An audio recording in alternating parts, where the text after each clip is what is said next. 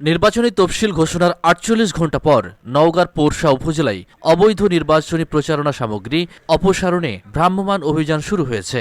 রোববার দিনভর পোরশা উপজেলার নিতপুর, সারাইগাছি, গাঙ্গুরিয়া, কালাইবাড়ি বাজারসহ বিভিন্ন গুরুত্বপূর্ণ সড়ক, বাজার ও জনসমাগমপূর্ণ এলাকায় এই অভিযান পরিচালনা করা হয়। এ সময় বিভিন্ন প্রার্থীর পক্ষ থেকে লাগানো অবৈধ নির্বাচনী পোস্টার, ব্যানার, ফেস্টুন ও বিলবোর্ড অপসারণ করা হয়।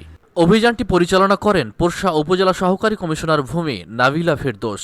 অভিযানে স্থানীয় জনপ্রতিনিধি, প্রশাসনের অন্যান্য কর্মকর্তা, পুলিশ ও গ্রাম পুলিশের সদস্যরা উপস্থিত থেকে সহযোগিতা করেন।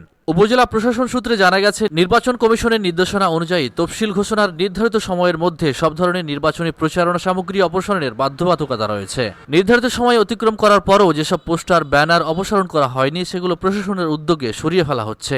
সহকারী কমিশনার ভূমি নাবিলা ফেরদৌস জানান, নির্বাচনের সুষ্ঠু পরিবেশ নিশ্চিত করতে এই অভিযান পরিচালনা করা হচ্ছে। নির্দেশনা অমান্য করলে ভবিষ্যতে সংশ্লিষ্টদের বিরুদ্ধে আইনানুগ ব্যবস্থা গ্রহণ করা হবে। এদিকে উপজেলা প্রশাসন জানিয়েছে, নির্বাচনকালীন সময়ে এ ধরনের অভিযান অব্যাহত থাকবে এবং নির্বাচনী আচরণবিধি কঠোরভাবে বাস্তবায়ন করা হবে। সালাউদ্দিন আহমেদ, এসটিভি পোরশা, নওগাঁ।